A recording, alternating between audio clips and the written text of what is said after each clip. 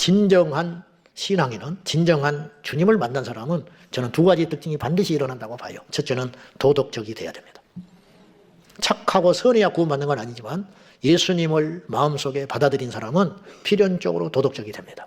그래서 저 사람은 믿음은 좋아. 근데 성질이 안 좋아. 그건 믿음이 안 좋다는 거예요. 안 좋던 사람도 믿음이 좋아지면 좋아져야 되거든요. 저 목사는 목회는 잘해. 근데 인간성이 틀렸어. 그 사람 목회 잘못하고 있는 겁니다. 저 장로님은 기도는 열심히 해. 근데 거짓말을 많이 하고 다녀. 그건 기도하는 것이 다 헛일이라는 겁니다. 절대로 그런 모순은 일어나지 않아요. 예수님을 만난 사람은 첫째, 정결해진다는 거예요. 두 번째, 예수님을 만난 사람은 자기에 속한 공동체, 민족과 일체감이 생깁니다. 그러므로 자신의 구원받음과 자신의 안위만, 자기의 먹고 사는 것만 생각하고 살아가는 현세적 그리스도인들은 진정한 성도가 아닙니다. 1905년 우리나라는 일제강점기에 본격적으로 들어갔습니다. 을사조약을 맺음으로. 그러나 그것은 이미 1876년에 일본은 무력을 앞세워서 메이지 위신을 통하여 초강대국이 된 일본은 군함을 앞세워가지고 강화도 조약을 맺습니다. 강화도 조약은 겉으로 보기에는 나라 간의 조약 같았지만 완전 불평등 굴욕 조약이었습니다. 문어를 무조건 개방할 것, 그리고 외교권을 박탈할 것. 외교권이 없어졌어요, 그때부터.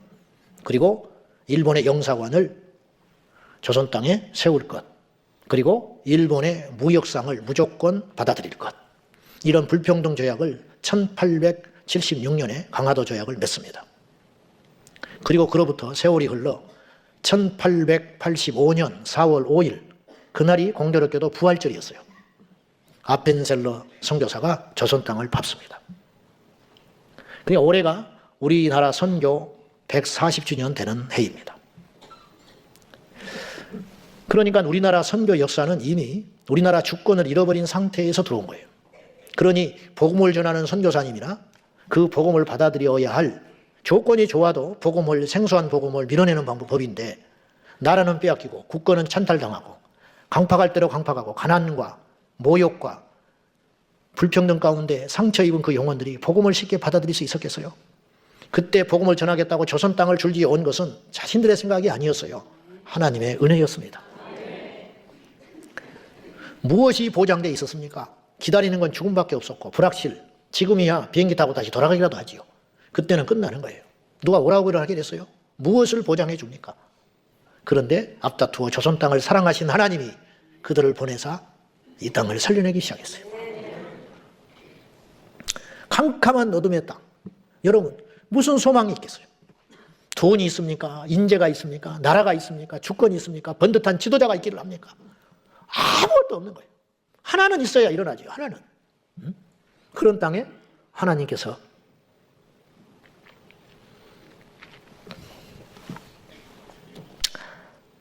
빛을 주신 거예요. 그리고 선교사님들은 이 땅에 와서 단순히 복음만 전한 게 아니고 그냥 복음 안에 다 들어있는 거예요. 예수를 제대로 만나니까 말하지 않아도 바른 사람이 되는 거예요. 저는 21살 때부터 전도사를 했거든요. 제가 청소년들한테 미쳐가지고 20대를 보내면서 저는 내 눈으로 똑똑히 봤어요. 그 철부지 거친 아이들이 저는 인사 전해라 도덕을 가르친 적이 없어요. 예수만 전했어요. 예수가 그 안에 들어가니까 애들이 어른의 인격을 뛰어넘는 거예요. 저는 내 눈으로 똑똑히 봤어요. 그 망나니가 변화돼서 완전한 한 인격적으로 변화되는 걸 몇 달 사이에 봤어요. 예수를 전한 그들이 그 압제받는 사람들 심장에 복음이 들어오니까 하나같이 나라를 사랑하기 시작했어요. 그런 사례들은 셀 수 없이 많지만 앨리스 사프 선교사는 자기 남편과 함께 조선 땅을 밟았습니다.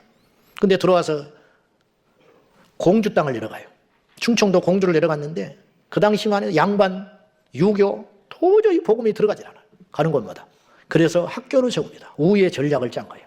영명학교라고는 학교를 세워놓고 후진들을 양성하면서 복음을 전할 기회를 찾는 중에 자기 남편이 조선 땅에 들어와서 학교 세우고 2년 만에 이질로 죽어버립니다.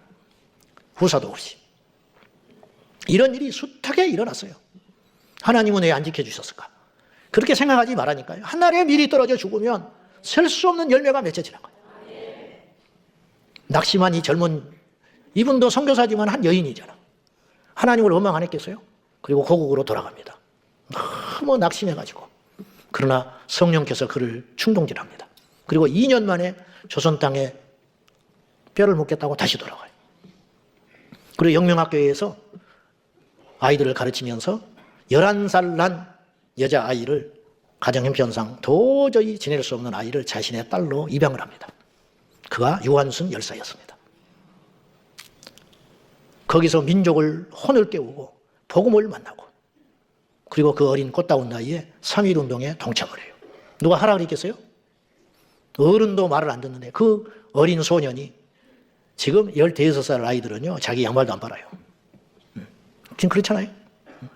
그런데 태극기를 들고 독립운동을 외치며 대한독립을 외치며 길거리를 나갔어요. 나이의 문제가 아니라는 거예요. 신앙의 문제지.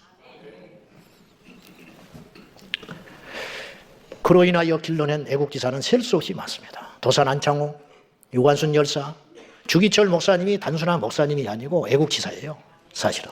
손양원 목사님, 신사참배를 거부하고 일제에 항거했던 분들 다 신앙인과 동시에 우리는 신앙인으로 여기지만 역사 속으로 볼 때는 애국지사입니다. 사실은. 그러니까 신앙과 애국은 떨어질 수 없다는 거예요. 여러분, 나라가 없는데 무슨 수로 예배를 드립니까? 나라가 없는데 무슨 수로 성경 공부를 무슨 필요가 있고 나라가 없어져 버렸는데 무슨 선교를 하고 떠납니까? 일제강점기 당시 기독교인의 숫자는 전 인구의 1%였습니다. 지금은 한때 25%라까지 했는데 그건 허수인 것이고 제가 볼 때는 15%는 될 걸로 봐요. 우리나라 인구의 15%. 근데 그 당시에는 15분의 1인 1%였다는 거예요. 1%. 근데 일제강점기 동안 체포된 인물 중에 15에서 22%가 기독교인이었어요. 그래 일당 100이라는 말이 거기서 나오는 거죠. 한 사람이 20명 몫을 한 거예요. 기독교인 한 명이. 특별히 3.1운동을 주도하다가 일제 검찰에 구속되고 송치된 기독교 인구는 3,065명에 달했습니다. 전체 송치된 그 사건으로 검찰에 송치된 조선인의 51%가 넘었습니다. 그중에 여성으로 법정에 선 경우는 65.4%였어요.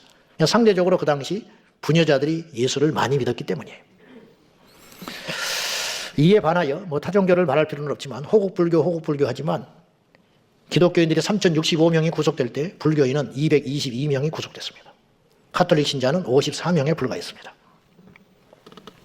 제가 말씀드리려고 하는 것은 무엇이냐면 기독교는 곧 민족 정신으로 무장될 수밖에 없다는 거예요. 이것이 기독교 정신이에요. 오늘은 어떻습니까? 지금도 그런가요?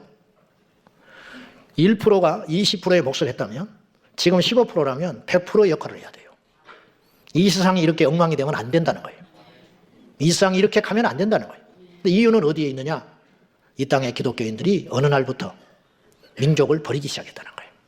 자기 신앙에만 아니하는 사이에 이 세상이 엉망이 됐다는 거예요. 기독교인들조차도 여야로 나누고 지역을 나뉘어 있으니 참으로 딱할 따름입니다.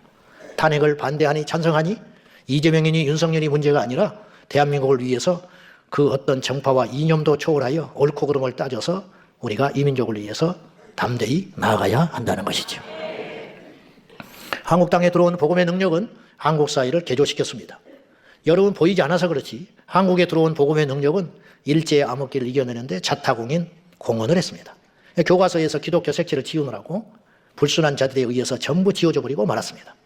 그래서 기독교라는 표현도 쓰지 않고 그리스도교라고 썼습니다. 이슬람은 14페이지를 하려 했고 기독교는 2페이지를 하려 했습니다. 우리나라가 이슬람 국가입니까? 도대체 이런 일을 벌이는 자들의 속셈은 무엇이냐 이 말이에요. 그러면 제가 묻고 싶은 건 이거예요. 목사님 그런다고 세상이 바뀝니까? 라고 말하지 말고 그런 비겁한 소리 하지 말고 그 지경이 되도록 우리는 뭐 했냐 이 말이에요. 우리가 이기심을 가지고 기독교 우월성을 나타내자고 하자는 게 아니라 그런 교육을 받고 자란 자들에게 과연 복음이 들어갈 수 있겠냐를 우려한다는 거예요. 저는요. 그것이 걱정된다는 거예요. 그럼 복음을 잃어버린 이 나라는 어떻게 되냐는 거예요. 역설적으로 지금부터 140년 전에 저는 분명히 확언해요. 저는 예수쟁이라서 그런 것이 아니라 객관적인 것을 가지고 말을 해보자는 거예요. 140년 전에 이 땅에 복음이 들어오지 않았다면 지금 이 나라가 어떻게 됐겠냐는 거예요. 조금만 더듬어서 생각을 하고 냉철하게 판단을 해보면 학교는 누가 세웠냐는 거예요. 병원은 누가 세웠냐는 거예요. 고아원은 누가 세웠냐는 거예요. 한때 우리나라 국립대학의 총장이 80%가 크리스찬이었어요. 그 인재들은 과연 어디서 나왔냐는 거예요. 하루아침에 만들어지지 않았지요. 유학파들은 어디서 왔냐는 거예요. 우리나라가 일제 캄캄하게 어둠에 갇혀가지고 무시당하고 모든 언론을 통제당하고 있을 때 헤이그 밀사는 누구의 힘으로 갔냐는 거예요.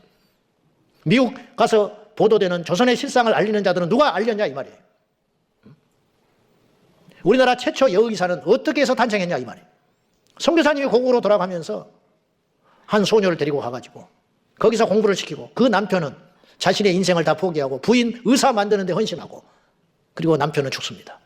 그리고 그 여인이 우리나라 최초 여의사가 들어와서 우리나라에서 의료를 보급시켰어요. 그 힘은 어디서 온 것이냐. 의사가 그런 일을 한 게 아니고 기독교 정신이 그 사람을 그렇게 만들었다 이 말이에요. 이걸 어떻게 부정하냐 이 말이에요. 역사를. 가장 불행한 민족사회의 전쟁이었던 6.25 전후에도 지대한 공헌을 한 것은 기독교 세력이라고 다 볼 수밖에 없어요. 초기 선교사들에 의해 세워진 고아원을 통해서 전쟁 고아들을 수용할 수 있었고 학교를 통하여서도 전쟁 난리통에서도 공부를 할 수 있었고 일제시대에 우리 교회도 지금 뭐 대안학교니 어쩌니 하지만은 이건 아무것도 아니에요. 사료에 의하면 5 교회 중에 하나씩 학교를 가졌다는 거예요. 왜냐? 그 당시 학교를 보내면 창시 개명하고 나쁜 교육을 받고 이름을 잃어버리고 그러니까 학교를 교회에서 세워가지고 민족 정신을 불어넣고 조선말을 가르치고 민족혼을 가르치는 거. 모세의 어미가 모세를 품에 안고 이스라엘의 민족 정신을 가르쳐서 나이 40에 그가 그렇게 했던 것처럼 이게 바로 성경의 역사들이 이 나라에 반복되어 갔다는 거예요. 지금도 트럼프 정부가 들어선 이 시대에 기독교계가 정신을 차리고 그 창구 역할을 제대로 할 수만 있다면 미국 주도의 세계 질서에서 한국도 뒤처지지 않을 수 있어요. 거대한 초강대국 미국에서 한국이 얼마나 존재감이 있겠습니까? 그 연결고리는 기독교밖에 없어요. 우리 교회 20주년을 맞이한 올해 2번째 비전이 민족구원입니다. 이 말의 의미가 무엇일까요? 민족구원이라는 말이 너무 거창하잖아요. 이 담론이 너무 큰 거야. 내 믿음 하나도 지키지 못하고 우리 교회 하나도 제대로 하지 못하는데 무슨 대한민국의 민족구원을 위해서 그렇게 마음먹으면 세상은 더 나빠질 뿐입니다. 더 나빠질 뿐이에요. 여러분, 하나님의 역사는 누차 말하지만 사람들의 역사라고 그랬어요. 사고도 사람이 치는 거예요. 아담이 사고 쳐가지고 인류가 이렇게 이 고통을 받는 거거든요. 근데 사람으로 육신을 입고 이 땅에 오신 예수님으로 말미암아 살 길이 열렸잖아요. 사도 바울이 예수님 만나서 변화되니까 세계 지도가 바뀐 거예요. 그래서 그를 태우고 간 범선, 세계 역사를 태우고 갔다. 후대 학자들은 이구동성으로 이야기를 하는 거예요. 복음은 사람을 통해서 전파되고 사람을 통해서 이렇게 힘있게 일하고 있는 것이에요. 그러면 예수 복음으로 우리가 외친다면은 그 예수 복음이 우리 교회 안에서만 머물고 우리의 작은 심장에만 머물고 말아야 할 사건이냐는 거예요. 바울은 무슨 수로 민족을 구원합니까? 무슨 수로 고립 친척들을 다 구원합니까? 그러나 바울은 자기의 생명을 걸고 그런 소원을 품고 전하고 기도하고 매진했잖아요. 우리도 흉내라도 내보자는 거예요. 우리도. 진정한 성도는 나란 일에 무관심한 것이 아니라 하나님의 나라와 대한민국은 절대로 구분될 수 없는 나라인 것입니다. 기도하겠습니다. 하나님 아버지, 연약하고 시야가 좁은 우리를 불쌍히 여기사 눈을 들어 하나님의 나라를 보게 하여 주시고 비록 이 땅에 살지만 하나님께서 이루실 하나님의 나라의 비전을 보게 하여 주시고 이 나라 이 민족 어수선하고 어렵고 어지러운 이 땅에 140년 전 복음의 빛이 들어와 이 땅을 살리고 회복시킨 것 같이 이제 이 땅에 6만여 교회가 있으니 각기 교회들이 빛이 되게 하여 주옵소서. 그래서 이 민족을 어둠에서 이 민족을 아껴서 그리고 이 민족을 절망에서 건져내는 주님의 빛이 되게 하여 주옵소서. 예수님의 이름으로 기도하옵나이다.